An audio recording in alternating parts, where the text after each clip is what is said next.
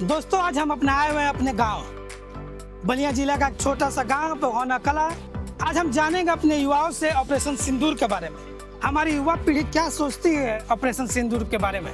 क्या वो मोदी जी द्वारा किया गया सीज फायर से संतुष्ट है या कांग्रेस जो इल्जाम लगा रही है सरेंडर के बारे में, मोदी जी के बारे में, उसमें युवाओं की क्या सोच है।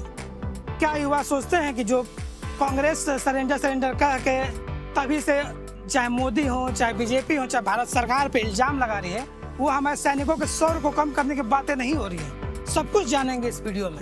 और हमारी युवा पीढ़ी क्या सोचता है ऑपरेशन सिंदूर के बारे में और देश दुनिया में चल रहे अभी करंट पॉलिटिक्स के बारे में। तो आप इस चैनल पर जरूर बने रहें, इस वीडियो को जो अंत तक देखें और अपना राय हमारे कमेंट में जरूर दें। दोस्तों हमारे साथ मौजूद है हमारे दो साथी सत्यम और विशु। चलिए पहले इनका इंट्रोडक्शन जानते हैं, उसके बाद हम जानेंगे कि इनका क्या विचार है ऑपरेशन सिंदूर के बारे में। हेलो गाइस, मेरा नाम है सत्यम। गांव में सब ब्रेटली नाम से जानते हैं। क्रिकेट खेलता हूं। फिलहाल में ग्रेजुएशन कंप्लीट हो गया है मेरा। और ये मेरे साथ मेरा छोटा भाई कह सकते हैं, रिशु नाम है इसका। इसका भी ग्रेजुएशन कंप्लीट हो गया है।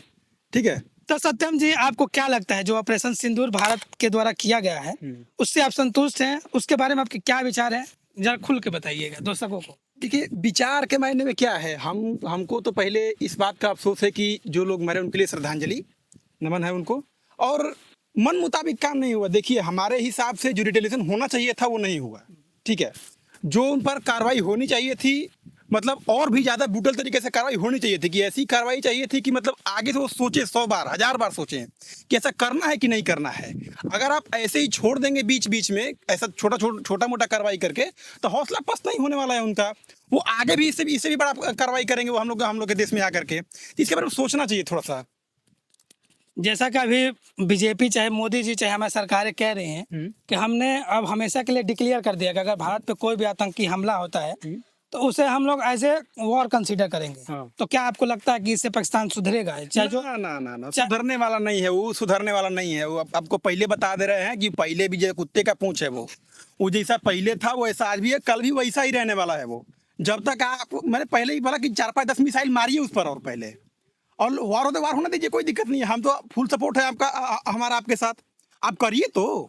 आप बीच में रोक देते हैं, फिर कोई कहता है कि हम रुकवा दें। ये सब गलत बात है। आप कोई भी इंटरफेयर बर्दाश्त नहीं करने वाला है कोई इंडिया। आज आप अगर वो घुस के मारे तो आप भी घुस के मारिए, सीधी सीधी बात है।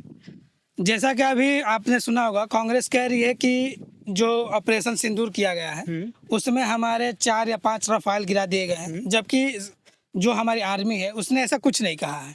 तो इसके बारे में क्या ख्याल है? क्या गवर्नमेंट जो ये डिटेल्स है वो आम जनता से छुपा रही है, ऐसा कुछ है? या फिर ये जो कांग्रेस है वो पाकिस्तान की जुबानी बोल रही है? इस पे क्या कहना चाहेंगे? अरे देखिए, ये लोग का कोई नया राग नहीं है। इससे पहले जो उड़ी हमला भारत किया, सर्जिकल स्ट्राइक भारत किया, उस पर भी ये लोग सबूत मांगा ना भाई। कैमरा लगे दिखाइए कहाँ गिरा है। पाकिस्तान की बात मान ले, पाकिस्तान बोल रहे कि हमारे पास कोई अटैक ही नहीं हुआ है हमारे पे।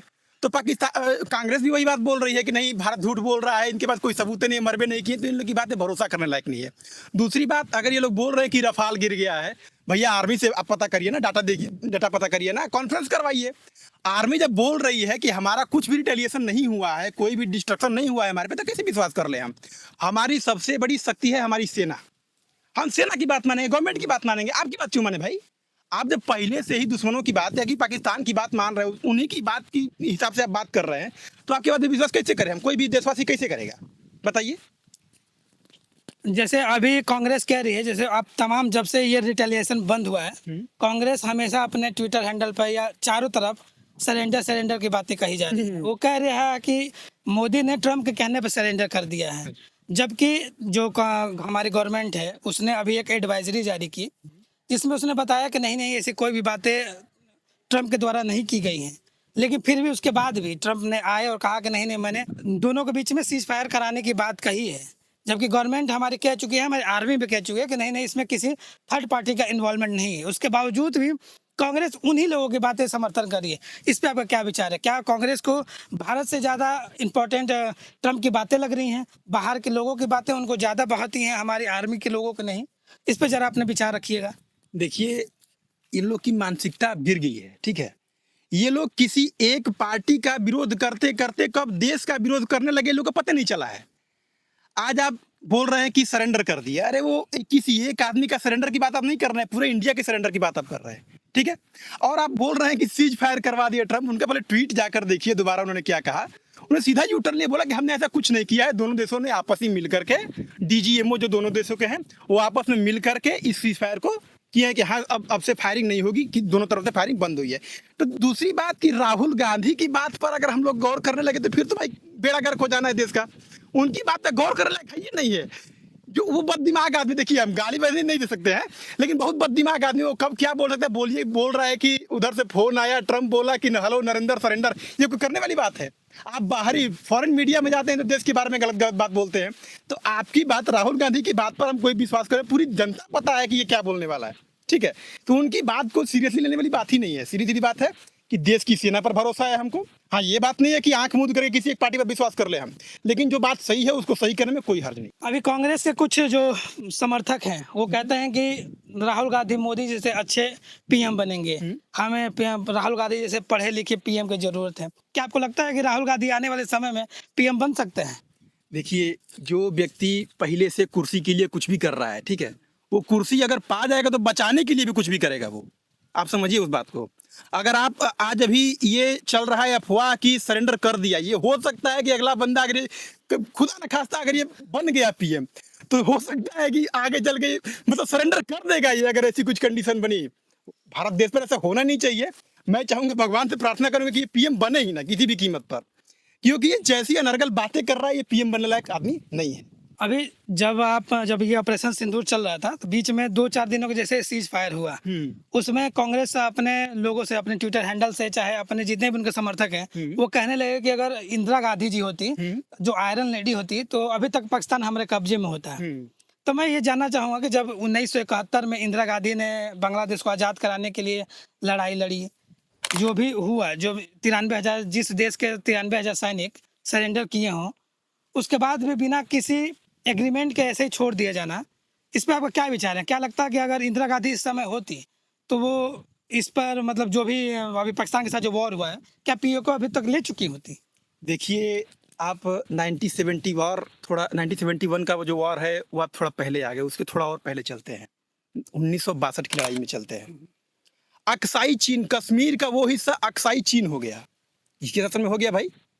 तो आप अगर बात कर रहे हैं कि चाइना क्या कहते हैं कि चाइना अगर कुछ कर रहा है, या फिर इंदिरा गांधी होती तो पाकिस्तान को ये कर देती, वो 93,000 सैनिक आपके कब्जे में थे। आपको पाकिस्तान उस समय कब्जा कर लेना चाहिए था, जितना था उतना ही कब्जा कर लेना चाहिए था, तो छोड़ दी। तो देखिए, उनकी इतिहास की बात, उनकी भाई उनका भी जो इतिहास है वो काफ़ी दूध का धुला हुआ नहीं है। हम ये नहीं कह रहे कि सारा काम बुरा हुआ उनका, काफ़ी आयरन लेडी ऐसे नहीं कही थी भाई, हिम्मत था उनमें, उन्होंने पाकिस्तान में घुसी, वो हमला किया उन्होंने। 93,000 सैनिक भी छोटी संख्या नहीं होती है। लेकिन जब आप बात करते हैं इतिहास में, खुद थोड़ा और पहले घुसिए ना।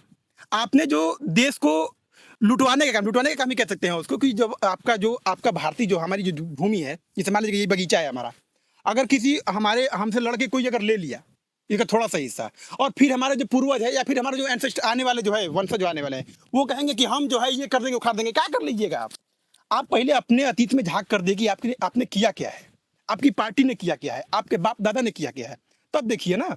आप अगर किसी एक मुद्दे पे बात करें तो पहले इतिहास जानिए कि आपने क्या किया है, फिर दूसरे पर उंगली उठाने का काम करिएगा। जैसे कुछ लोग, जैसे कुछ बीजेपी के समर्थक हैं, उनका कहना है कि अगर जब 1971 में जो वॉर हुआ था, जब बांग्लादेश को आज़ाद कराया गया था, तो जो अभी चिकन की बात होती है कि चाइना उस पर कब्जा कर लेगा, या जो बांग्लादेश के अभी करेंट जो ये यूसुफ जी हैं वो गए थे चाइना, वो कह रहे थे कि नहीं नहीं, भारत के जो चिकन नेक है उस पर हमें कब्जा कर लेना चाहिए, क्योंकि ये बांग्लादेश इससे ज़्यादा कनेक्टेड है। तो क्या जब 1971 में जब जंग हुआ, जब बांग्लादेश को आज़ाद कराया गया, क्या उस समय हमारी जो आयरन लेडी थी उस समय चाहती तो बांग्लादेश को आज़ाद कराने के लिए कुछ थोड़ा सा जो चिकन का हिस्सा है उसको और चौड़ा कराया जा सकता है कि नहीं? इस पे क्या आपकी सोच है? बिल्कुल चाहिए था, चौड़ा कराइए, छोड़िए उसको, सीधा बंद कर दें। मेरे हिसाब से उसको कब्जा करके जो इतना हिस्सा है उसको बंद करना चाहिए। देखिए, बंगाल का रास्ता अगर पहले से बंद होता तो जो आज हो रहा है, सीए लागू करेंगे, एनआरसी लागू करेंगे, कि जो विदेशी आ गए हैं, विदेशी में कौन है भाई, बांग्लादेशी ही तो है। तो अगर वो चीज़ बंद होती या फिर हमारे कब्जे में होती तो आज जो बेड़ा गर्क देश का हो रहा है वो नहीं होता है, जहाँ तक मेरा मानना है। चलिए, इसके बाद अब हम लोग जानते हैं, जैसे अभी इजराइल और ईरान में देखे होंगे कि हमलाएं हो रही हैं। जो हमारे कुछ हैं, यहाँ के कुछ लोग हैं, कुछ इजराइल को सपोर्ट कर रहे हैं, जबकि कुछ ईरान को सपोर्ट कर रहे हैं। ईरान को इसलिए सपोर्ट कर रहे हैं कि वो विशेष धर्म को से बिलोंग करता समझ है। रहे समझ जबकि इजराइल को कुछ लोग इस बात से सपोर्ट कर रहे हैं, उनका कहना है कि इजराइल हमारे साथ हमेशा से, चाहे 71 की लड़ाई हो, 62 की लड़ाई हो, हमेशा से इजराइल हमारे साथ हमारी सहायता करता है, हमें वेपन्स दिए हैं जब भी जरूरत पड़ी है। इस पर क्या ख्याल है कि जो हमारे यहाँ के कुछ लोग हैं, हमें उस देश के साथ खड़ा होना चाहिए जो हमारे साथ खड़ा रहता है, या हमें उस देश के साथ खड़ा होना चाहिए जो एक विशेष धर्म से बिलोंग करता है? देखिए, रिलीजन अपनी जगह है, किसी भी एक खास स्पेशल कम्युनिटी अपनी जगह है, और टेक्नोलॉजिकल जो हेरफेर है वो अपनी जगह है। तो हम उसी के साथ आजकल के दौर में अगर आप किसी एक स्पेशल कम्युनिटी को देखते हुए चलेंगे तो आपका डेवलपमेंट होना मतलब नहीं, ना के बराबर नहीं होगा आपका डेवलपमेंट। रिलीजियस डेवलपमेंट चाहिए, होना चाहिए, लेकिन किसी एक लिमिटेड तक। लेकिन हम अगर बात करते हैं ईरान इजराइल युद्ध की, तो हम सपोर्ट करेंगे उसको जिसके साथ हमारा टेक्नोलॉजिकल हेरफेर चल रहा है। अगर आप जैसे आप कह रहे हैं कि कोई एक स्पेशल कम्युनिटी है जो कि ईरान को सपोर्ट करे, करने दीजिए भाई। उनका वही मानसिकता है कि वो मेरी कम्युनिटी से आता है तो वो हारना नहीं चाहिए, हम उसको सपोर्ट करेंगे किसी एक, हर एक कॉस्ट पे, हर एक एनी हाउ हमको उसको सपोर्ट करना ही करना है।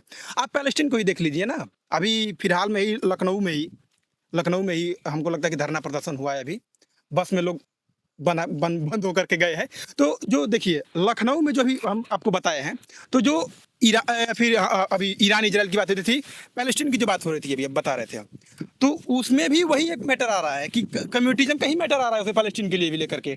हमारे एक नेता का नाम पकड़ लीजिए, हाँ, हमारे ओवैसी साहब को ले लीजिए, सपोर्ट करने के लिए एक मतलब विधिवत प्लेटफॉर्म बनाते हैं, वो भाषण देते हैं वहां पर, पैलेस्टीन की जय मतलब जितना बोल सकते हैं प्रेस करते हैं, किया उन्होंने। तो उनके किसी एक, देखिए हम ये नहीं कह रहे हैं कि हर एक नेता, हर एक युवा भड़का हुआ है, भड़काने वाले लोग हैं इसमें। अगर आप किसी एक स्पेशल कम्युनिटी से आते हैं, अगर आप अपनी कम्युनिटी को बोलते हैं आप नेता हैं, ठीक है, आप अपने जो फॉलोअर्स हैं उनको बोलते हैं कि ये तो वो करेगा, बिल्कुल करेगा वो। तो युवा के जो पहले से आदमी जो बच्चा पैदा, तो उसके मन में पहले से नहीं रहता कि हमको ये काम करना है, उसको सिखाना पड़ता है, वो सीखता है कहीं से कि हमको ये काम करना है। तो जो युवा आजकल के जो भारत में हो रहा है, सपोर्ट हो रहा है, पैलेस्टीन का हो रहा है या फिर ईरान का हो रहा है, तो वो उसी की देन है। उनके मन में ये ब्रेन वॉश किया गया कि आपको इनको सपोर्ट करना ही करना है, इस आपकी कम्युनिटी से आते हैं तो आपको सपोर्ट करना है, चाहे गलत हो चाहे सही हो। चलिए, आप लोगों के साथ बात करके बहुत हमें अच्छा लगा। हमारे साथ एक मौजूद हैं हमारे छोटा दर्शक। क्या नाम है भाई साहब आपका? मेरा नाम आदित्य कुमार राय है। आपका क्या विचार है? आप हमें कांग्रेस को वोट देना चाहिए या हमें बीजेपी को वोट देना चाहिए? मुझे तो लगता है कि हमें बीजेपी को वोट देना चाहिए, क्योंकि कांग्रेस कोई भी वोट के लायक नहीं है। क्यों, ऐसा क्यों लगता है कि हमें बीजेपी को वोट देना चाहिए? क्या कांग्रेस देश के लिए अच्छी नहीं है या बीजेपी देश के लिए अच्छी है? कांग्रेस देश के लिए अच्छी नहीं है क्योंकि उसने आज तक हमारा कोई भला नहीं किया है, और जो कि बीजेपी है उसने हमें राम मंदिर बना के दिया, बहुत कुछ किया है। अच्छा, जो अभी ऑपरेशन सिंदूर हुआ था जिसमें पाकिस्तान को मारा गया, घर में घुस के भारतीय आर्मी ने मारा, उसके बारे में आपका क्या ख्याल है? आप खुश हैं भारतीय आर्मी से, बीजेपी से और भारतीय सरकार से? हाँ, मैं बिल्कुल खुश हूँ क्योंकि उन्होंने हमारा दिल जीत लिया है।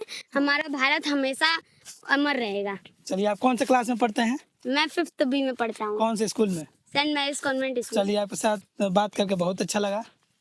दोस्तों, आज हमने अपने युवाओं से बात किया, हमें तमाम प्रकार की जानकारियाँ मिली कि युवा क्या सोचते हैं।